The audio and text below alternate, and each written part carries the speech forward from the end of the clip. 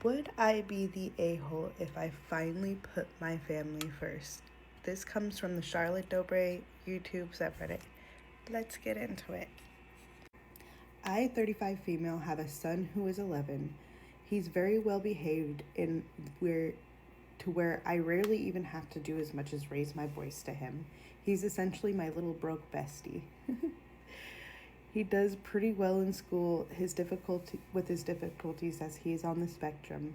This will be relevant soon. His father left early in the pregnancy, and I've moved on as well. But we now have an amazing co-parenting relationship. That's good.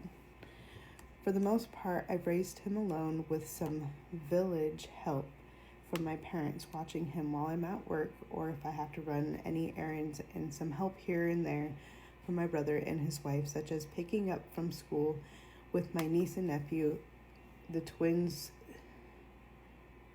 niece and nephew who are twins, since they all go to the same school and I help with their kids. That's sweet. Over the years, recently, my family has become more tight-knit. Growing up, me and my brother didn't have the best relationship, but after we had our kids, it'd been getting a lot better. Now my brother's wife, on the other hand, likes to drink a lot and say stupid things when tipsy, but even worse things when drunk. She's a verbally mean drunk. We've gone toe-to-toe a few times, but the times that really stuck with me is when she brought up my son in an adult argument, calling my son spoiled and bringing up how he gets to do what he wants, and in another argument that he had absolutely nothing to do with him besides letting me know the twins wouldn't be getting picked up after school. Her response was he's not her kid, and so she doesn't give a F. I'm not sure where she got any of that being I financially spoil her kids more than I even get to do with my own.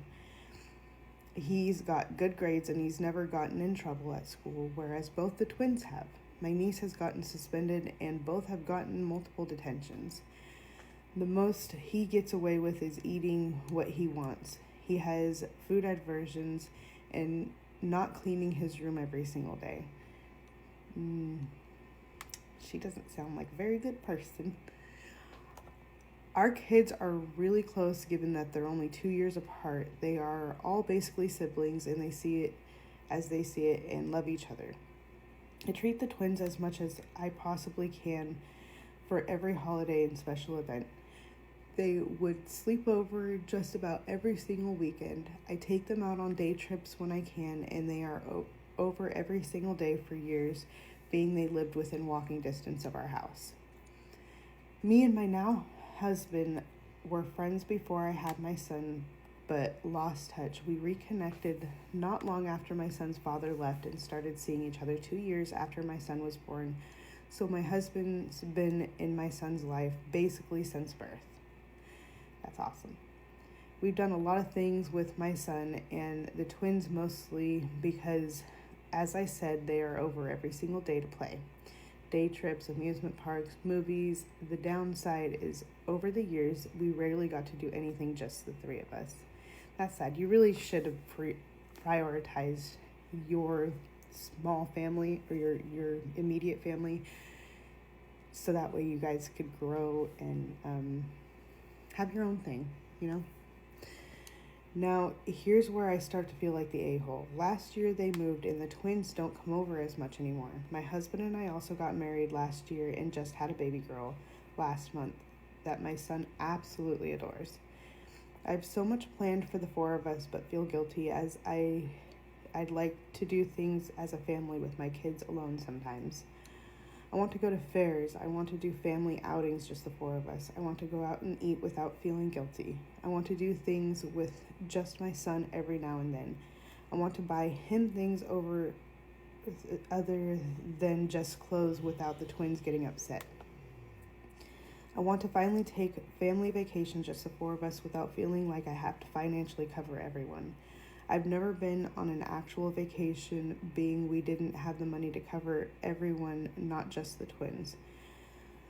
I always felt we couldn't go on vacation because they couldn't go anywhere, and it wouldn't be fair to my parents and my brother and his family. But every time I think of anything, there's always that little pull in the back of my brain that says, what about the twins? So would I be the a-hole if I pushed that voice out and finally put my family first and did stuff with just my husband and kids alone? Absolutely not. You would not be the a-hole, and you should have done this a while ago, to be honest. The twins are not your kids. They are not your kids. They are not your responsibility to provide anything for it. I mean, that's nice that you want to, but you should not feel obligated. Absolutely not. Let's see what the comments say. The twins aren't your kids. They aren't your responsibility to financially support. It's great that you help out where you can, but don't do it if it costs your family such a high price. Even if you had all the money in the world and pay for everyone, you should still be doing things alone with your family. Helping your brother and his kids when you are able and willing to is fine, but your son is yours and he comes first. Absolutely.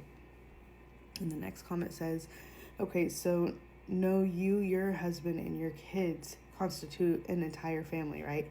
As in mom, dad, and their kids get to do things as a family. The twins and everyone else are extended family. Great. And you include them whenever you want to and can, but you're not obligated to.